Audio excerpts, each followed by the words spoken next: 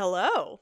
And welcome to Let the Girls Play. I'm Kelsey Bailey. I'm Amelia Bain. And we're here to talk about the WNBA Finals, baby.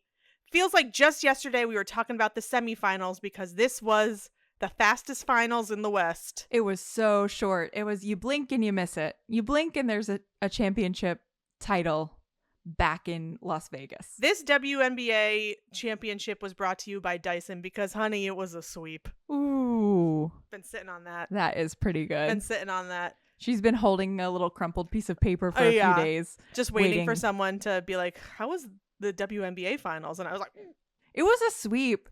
And Kelsey, I gotta give it up to the queen of predictions. Believe it. Kelsey Bailey, who you said not just that they would win in 4, but that you wanted them to win in 5, but that you thought they would win in 4.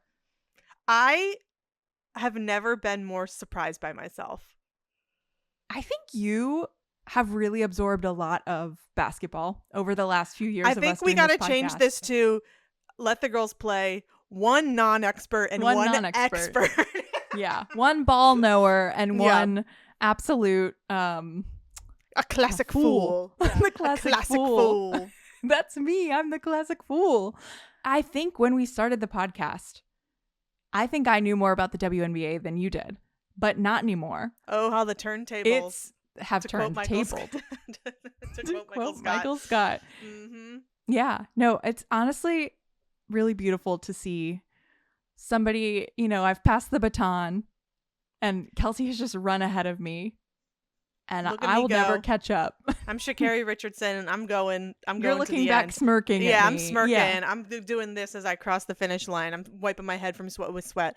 Yeah, honestly, here's the thing, everyone. It was a shot in the dark, and it was me trying to, do a little rage bait, be a little provocative, be a little provocative, to go there, to be edgy. I'm at the Riyadh Comedy Festival. I'm so edgy. Yeah, thank you for coming back early from the Riyadh Comedy Festival so we could record this podcast. It was bad. Yeah, they didn't want me to leave. You were chased out of town? They almost kept me there. So you said you did it as a little rage bait. Do you think the Aces were like, let's give them a little rage bait. We're going to do this. Yeah. I wonder if when they were like, you know what? I think we're going to win in 4. Should we lose so we can be on our home court? I've heard Asia in interviews, even just with talking to Stewie, being like, what is it like to win at home? Yeah. And I think maybe she wants that at some point in her life, but also like you can't play fast and loose. I know. No. I mean, that team, you can't throw a game intentionally. No, you can't, even though it would be fun to celebrate in the streets of Las Vegas right after. They still were celebrating. But we could talk about the series a little bit. Like we said, game 1 and game 3, it was a 3-point game for the first game for game 1, and then it was a 2-point game in game 3. Game 3, I think we should talk about this because it's an historic moment. It is what we're seeing plastered all over. It is the image. It is the image of the finals. Yes. The image burned in all of our heads of when we'll all tell our kids and grandkids how good was A'ja Wilson. This is how good she was. So this good. Is the image. Tie game coming down 5 seconds.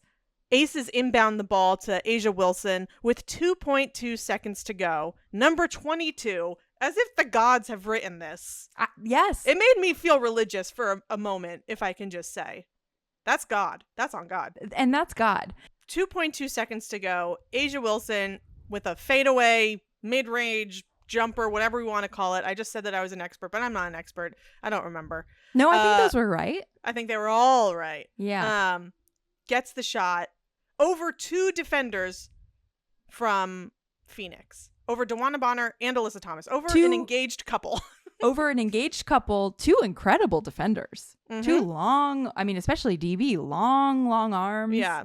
And you might be wondering, why didn't Nate Tibbetts put in their tallest player, Kalani Brown, who's 6'7", to guard A'ja Wilson? I think he just simply didn't know she was there until game 4. He forgot. I think she was like playing that game where you try to hide to make sure no one can see you. You're like kind of ducking. She's been trying to sneak up on Nate Tibbetts for the whole postseason. Really, they've had a game of hide and seek going since the beginning. That game of hide and seek. Yeah. But it's like you think about what Becky did in game 1 with a few seconds left to go, Ace is up by 3. They put in Kia Stokes because they needed the length. They wanted to be able to defend. You defend the perimeter, and she did it, and they closed out the game, and they won. And Nate Tibbetts and she said, played like 12 seconds that 12 whole seconds. game, Kia Stokes. Yeah. 12 seconds. But big seconds. And you would think Nate Tibbetts would be like, wow, that was really smart. I should remember that. But he did not. Because he may be from the same state, South Dakota, as Becky Hammon, but he does not have the experience He's still coaching. A man. Mm-hmm. Yeah, he's still a man, first of all, but he doesn't have the experience coaching in the finals like Becky. Mm-hmm. He doesn't have that. I don't know what Becky has, but she's just basketball IQ, intense. She's locked in. The pop effect. Yeah. He's not popping. She's popping. No. She gets it popping from pop. You know how Becky's always like, let's get the ball popping. Do you think that's in tribute to Coach Popovich? Pop. Maybe. Yeah. A She beautiful doesn't tribute. even know the slang phrase, get it poppin'. She doesn't know that. It's just like, I'm talking about my mentor. Yeah. Wow. And everybody's reacting really well to it. But needless to say, the Aces won that game by 2 seconds. And I think something that I kept... By 2 seconds. By 2 seconds. They won it by 2 seconds. Kind of they did win it by 2 seconds. But did we talk about what happened after the 2 seconds when there was 0.4 seconds on the clock? Phoenix gets the ball. They do a reset timeout. Alyssa Thomas inbounds the ball to DeWanna Bonner, who does an alley-oop. And honestly, I thought it was going to go in. It was beautiful. It was really beautiful. I kept saying, like, she couldn't have done a better job, but she could. I guess if it had gone in, that would have been better. But, like, execution-wise, she did everything right. She and can't it be just mad at that. bounced right out. There's some things that people can be mad about after watching this series. Alyssa Thomas can be mad for missing those 2 free throws in game 1. Satu Sabali can be upset about getting a technical foul. In game 1. In game 1. Kalia Copper could be upset about fouling out in game 4. Like, all of these things. But Kalia Copper also had 30 points in game 4. But it's just like, it was written in the stars. And I think... I sent this to you in a text message, but I think Phoenix, this is their first year as a quote-unquote super team, right?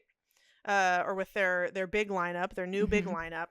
They're still gelling. They had to get to a finals together. They have to lose a finals together, and then they will come back next season and be monsters. You're similar compared to the it Liberty. to the Liberty, who lost the finals and then came back, redemption tour, won the finals. Mm-hmm.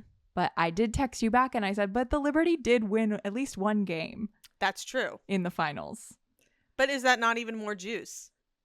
Oh, to be like humiliated, swept on your own court. Yeah. Maybe. I mean, can we talk about... I don't know. We don't have to do like a breakdown of each game, but I do think like from game 1, we have to shout out Dana Evans. Oh my gosh, yeah. I think we need to shout out... I need to make a formal apology to Jewel Lloyd. A temporary apology, because there's still some things where I'm like, Jewel, what's going on there? So she's not completely forgiven in my book. But for me saying that she was a goose egg and that they should trade her away, she showed up big in these playoffs. She showed up big in these finals, had 18 points in game 1, was a really good defensive threat, getting rebounds. It was like she just woke up. Yeah. She remembered what it's like to be in the finals. Yes. Just her rebounding was like, she was everywhere. She was doing stuff that we did not really see from her during the regular season. I'm happy for Jewel to have been through what it seems like she went through. Yeah. To doubt yourself in that way, to feel like your teammates didn't have your back, to then have this moment where like, not only do you have great teammates who are, come on, Asia Wilson is like the leader of your team. That's the best teammate you could have, but a coach that believes in you like Becky. Yeah. And then to win it all. Yeah. Amazing. And a coach that's also like, okay, I recognize that maybe something's off here. I'm going to put you in a situation on this team that works for you. I'm going to let you sit on the bench so you can see the game and you can understand what you can do versus going in there as in the starting lineup and like boofing it, Yeah. But shout out Jewel Lloyd. Shout out Dana Evans, who was really great in this entire series. I'm really excited to see her in Unrivaled. I think she's going to be really fun. Also, I was not familiar with her trash talk game, and there was some good stuff happening in game 4 between Dana Evans and Alyssa Thomas. Yes. So I'm happy to see whatever from Dana, but I think Unrivaled, when there's fewer players on the court, we get to know these players better. So we're going to get to see like I think we're just going to fall in love with Dana. That's my prediction. I think so too. If we don't already. I mean, I already love Short her, queen. but like, yeah. I'm going to like buy a ring after Kentucky. Unrivaled, She went to you know? she went to Louisville. Mm-hmm. Yeah. So and there's that. There's that. Yeah. Shout out. No. I don't have loyalty to the University of Kentucky, but my in-laws do. So it's hard for me. I can't really root for Louisville because I'm a Sure. Well, just the state, I guess. You there's can just have some respect for that. I do. Yeah. I do. Yeah. She brought pride to the state of She brought Kentucky. so much pride to the state of Kentucky. I'll tell you who probably did not bring pride to the state of South Dakota. Nate Tibbetts getting ejected in Game 4. I mean, should we just talk about the ejection? And then we can Sure. talk about Nate's overall performance, which was Sure. Yeah. I don't know. He was overmatched. Yeah. Yeah. Outcoached. He was outcoached. Outcoached, outwit, outplayed, outlasted. Mm-hmm. He was Survivor. I'd love to see Becky on Survivor. Oh my God. She'd just do that monologue that Sue had in the first season of like, there's a snake and a mouse or whatever. Yeah. Yeah, the one where she's like, and if I saw you on the side of the road and you were begging for Mhm. water, I wouldn't give you any. Mm-hmm. Yeah, Shout out Richard Hatch. That's what she said to Nate Tibbetts when they shook hands after Game 3. Yeah. Mm-hmm. She gave that speech. Let's talk about the ejection because it was. There's we've some seen theories ejections. floating. Yeah. What have you heard? I only heard what you said. Okay. So, and I read someone on Reddit Yeah. who said maybe he got in that ref's face and like accidentally spit on her. I don't know. But I also I watched it back and I have pointed this out in past games. He really loves to yell at a woman. Yeah. He loves to get in a woman ref's face. He really stepped and up to that woman's her. face. Yes. He loves to be like, look, I am bigger than you. Yeah. Let Listen me up, yell at Dyke. you. He got in that Yeah. Dyke's face. Yeah. And just He said, as which of somebody these women that's- has the shortest haircut? I got to yell at her. I gotta yell at her. I don't know. I guess if it had just been the first time that happened, I would maybe give him the benefit of the doubt. But he does seem too comfortable leaning down to yell at a woman. Mm-hmm. Sorry. And even us, when we say We hate the refs. We hate the refs, but you just when we ask these players to get heated but keep it together, mm-hmm. we need that from the coaches too. That's part of your job. If you are a giant man, part of your job is not getting in the physical or the personal space of anyone, but especially a smaller woman. Hate them and come at them because they are a ref. Don't hate them and come at them because they are a woman. You know what I'm saying? It's he could scream and yell from the sideline, bad call. Yeah, I don't think I ever saw him, and maybe people can send us video evidence if I'm wrong.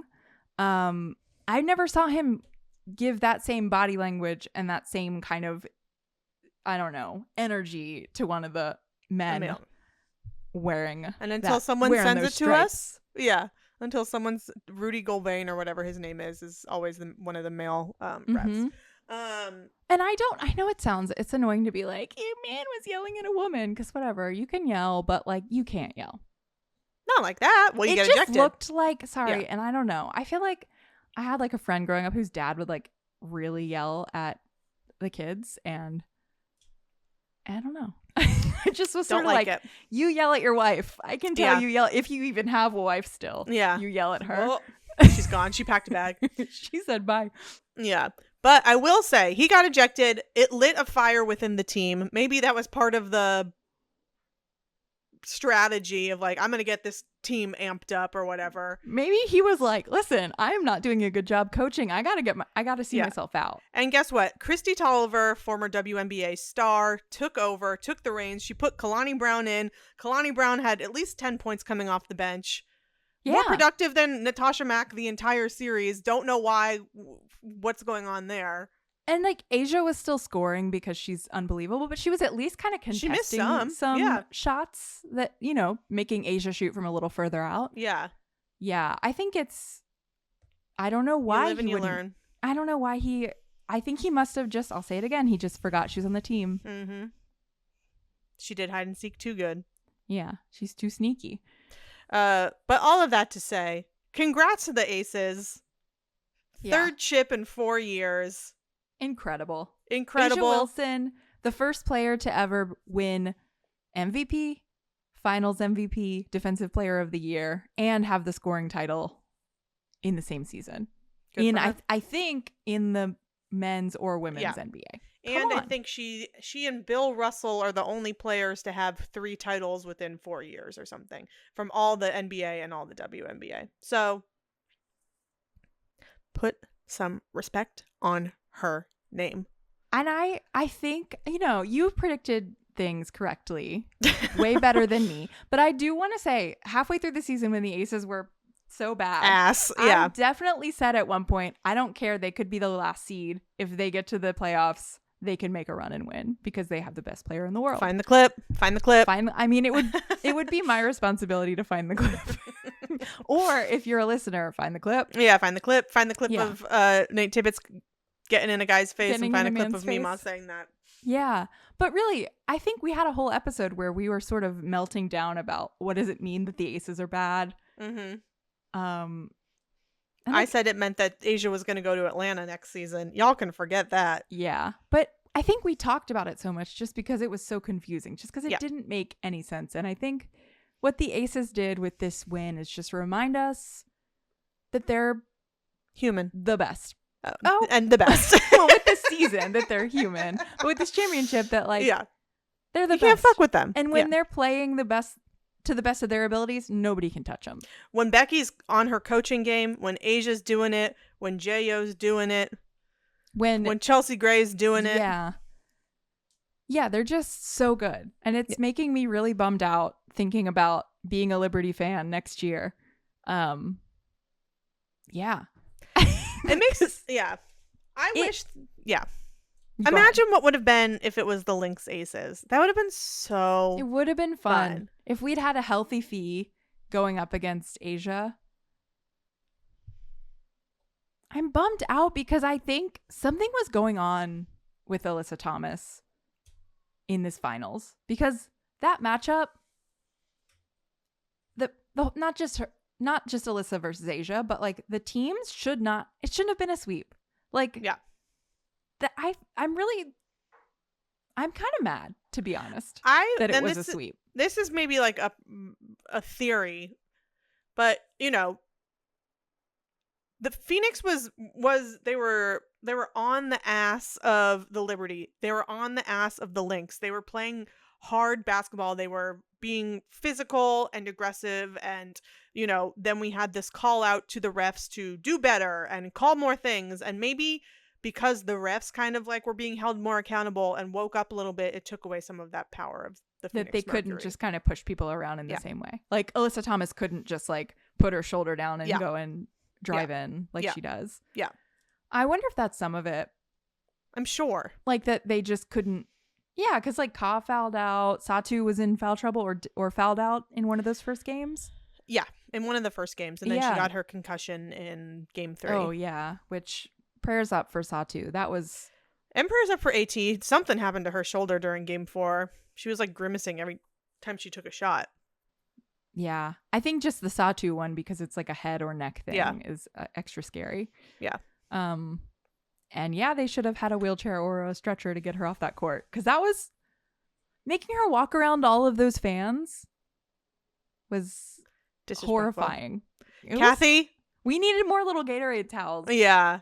They need like a Gatorade like step and repeat that they can like put like a hospital curtain or something. Yeah. I was thinking about for Halloween making Sarah dress up as a referee and I would dress up as Cheryl Reeve and then have our daughter holding up a Gatorade towel between us. That's fun. Which no one will get, but yeah.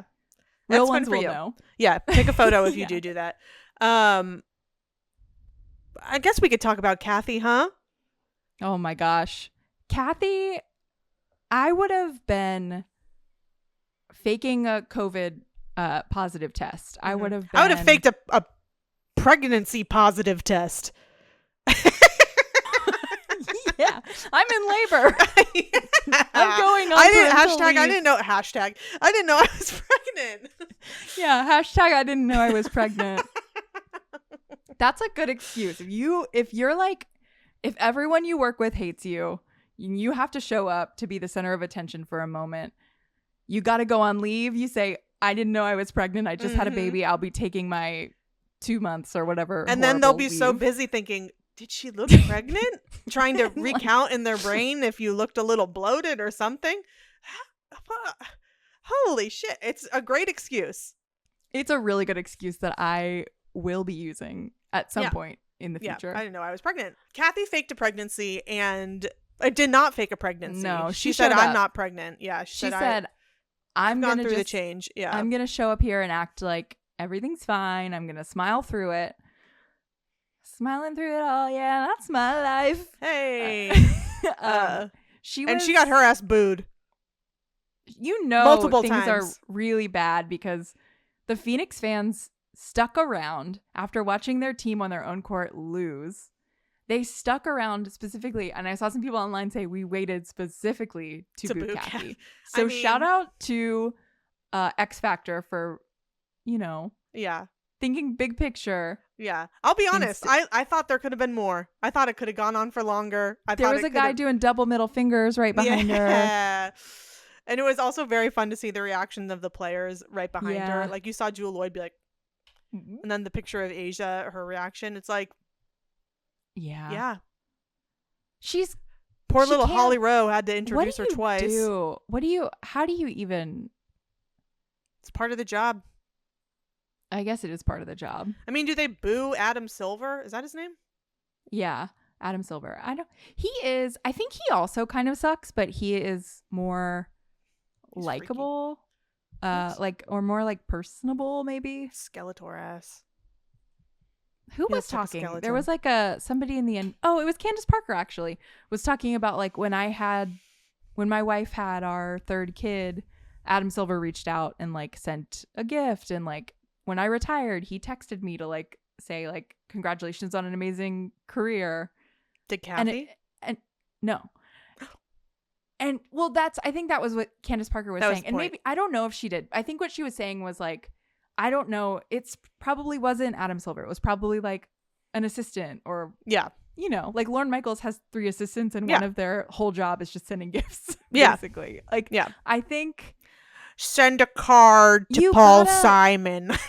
Send a card to Paul McCartney. Paul McCartney had his wisdom teeth taken out. Send him an edible arrangement. Exactly. And if Kathy just, you know what? I think I'd be pretty good at that job. As commissioner?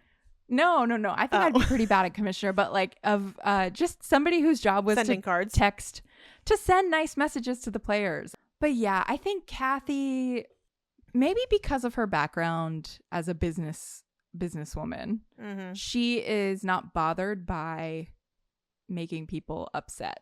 Yeah, she's not people pleaser. So, but it's rare that like you have a bunch of people booing you. Yeah, I think even CEOs, they don't get booed enough.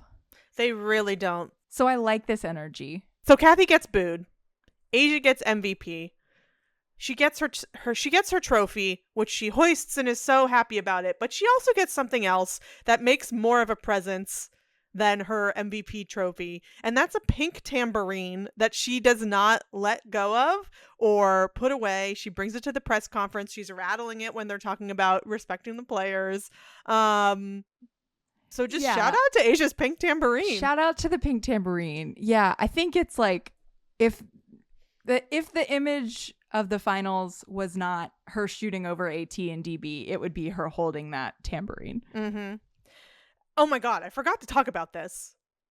During the third quarter of Game 4, ESPN aired the Nike commercial that congratulates Las Vegas on winning. If that's not a conspiracy, that's the Kathy's dress. That's Kathy's dress of this series. I'm sure it was like, they were like, all right, it looks like they're going to win. Get that queued up and ready. And then somebody was like, but that is a conspiracy. That's a real conspiracy. As someone who can be removed from these finals, that's a conspiracy. That's a conspiracy. You guys need to look into that. It was so funny. I would like the Lynx fans who spent a lot of time online investigating the New York dress I need you to focus up and I need you to focus on this Kathy commercial conspiracy. They've switched. They're out of WNBA for right now. The Lynx are gone. They're not No, looking they're into back conspiracies for other teams. They're hibernating at the Mall of America until yeah, the next they're WNBA enjoying their season. Minnesota pork, and they're at the Mall of America. Okay, speaking of, did you know that Alana Smith was a twin? No. She posted a picture of her with double her twin, pork, and I said 2 links of pork. But then it got me thinking. There are like a lot of, I would say, compared to the general population, there are a lot of twins in the league. Who else is a twin? Sabrina Ionescu is a twin. Brother. She has a twin brother. Lexi Hull is a twin. Sister. That's 3. That's a lot. That seems like a lot. So the likelihood, if you're born a twin, that you will be in the WNBA. Yeah. 3 out of 144. What's that percentage? Somebody listening, do the math for us. Well, now there's 156, right? Yeah, 3 out of 156. That's like 50. That's 50. 52? No. Yeah. That's not right, though. We got to divide 3 by 156. You have more than a 50% chance that you will be in the WNBA if you have a twin. I gotta call my brother-in-law. He's a twin. I gotta let him know. You gotta let him know to try out. I gotta let him know to tell his sister Liz to try out. You know what? I am gonna leave in our math. This is why we're not stats people. No. This is what happens when we try to do stats. I led us to 52%. Me You just went along confidently with me. Screaming 52. We know not for math, but we do know No. so many other things. I know something that is going to make me cry. Uh-oh. If Sandy Brondello goes to Dallas. That's what's on the boards. That's what's she's being courted. It makes by sense. Dallas. I mean, yeah, they fired Chris Claims literally like the day after Sandy said like, all right, well, I got fired. So obviously they're making a move. I know. And I think she'd be a great coach of Paige. I think it would be good. Although I've never really seen her play a young player. You know? Like all of the... Sabrina was in her, I guess, third season when Sandy season, joined. Yeah. Third, yeah. I'd be interested to see it. And obviously I'd be happy for Sandy, but I think I'm a little delusional. I'm hoping that New York will say, we've made a huge mistake. Mm-hmm. Come back, baby. Yeah, we looked at the NBA. We don't like anybody. We watched Nate Tibbetts coaching in the finals, and now we've decided we don't want a man to be the coach. Yeah, we can't get Pop. We can't get Steve Kerr. Steve Kerr, yeah. I don't think he's going to be free. I think he's pretty busy. Maybe they can get that guy who was fired from the Knicks. Oh, yeah. What's his name? Tibbs. He's nasty, though. Yeah. I think it would be kind of fun to have like a really gross man as the coach. To go from like, I think it'd be fun to go from like sweet little chic league fit Sandy to like an absolute troll. Spunky Sandy Brondello to a fucking bridge troll that everyone's kind of like, ugh, don't be near me. I'll run faster so you aren't near me. I want a man that looks like the owner of the Las Vegas Aces to coach the Liberty. I was laughing so hard. Obviously, you know what? The man has the worst haircut in the world. But he really loves his team and he loves his players. Bought the Aces for what, $3 million, and now they're valued at $120. Yeah. Sorry I made fun of him. No, because I'm about to make fun of him. There was a clip of him just like standing in the press conference eating a peanut butter and jelly sandwich. And I was like, this toddler has lost his way. This toddler with a bowl cut eating a peanut butter and jelly sandwich. They're like, hey, where'd you get that? And he's like, oh, there was a table of them. He's like, it's kind of dry. I'm like, this man. He's the movie Big, except for he became a billionaire. Yeah. Yeah. Yeah. And he never switches back because he never learns whatever the lesson is that you need to learn in Big. And he's having too much fun. What is the lesson in Big? You gotta dance on a keyboard. Yeah, I gotta dance on a keyboard and you gotta sleep with Elizabeth Perkins. It's true. You gotta. I mean, yeah. Sorry, just rule of threes. One more thing we can laugh about that man is that he said in an interview that his like 27-year-old girlfriend didn't even know he had money. She just liked me for me. I'm sure, buddy. Okay. That's nice. I want to be so rich that I'm delusional. Me too. Wouldn't that be nice? That'd be so nice. What if we owned a team? We bought the Connecticut Sun. I think if we both became rich, we should have like a falling out, and then we should each buy a team, and we should be bitter rivals. Rivals. Mm-hmm. Yeah. Mm-hmm. Yeah, let's do it. What Okay. team would you buy? Right now, what team would you buy? Right now, what team would I buy? Who do I think needs to be rescued? I'd buy the Chicago Sky. Yeah. Or I'd want an expansion team. Mm-hmm. But where would I put my expansion team? I'd take it to Hampton Roads. Hell yeah. Home 2 up, 2 of down. JJ Let's go. Quinterly, home of Isaiah James, home of Missy Elliott. I would have, it would be the Missies. Mm-hmm. The misdemeanors. Yeah. The misdemeanors, yeah. And we'd be really good. Mm-hmm. Where's your team? My team, it would be in Pittsburgh. Would be really fun. Mm-hmm. The Pittsburgh Yinzers. The Pittsburgh Yinzers. Gonna get Don see the Pittsburgh Yinzers play Versus the Hampton Roads Misdemeanors. Let's Come go. On. The Kelsey and Mima Classic. 2 working class towns. Some broads throwing up the rock. It would be great. It would be so fun.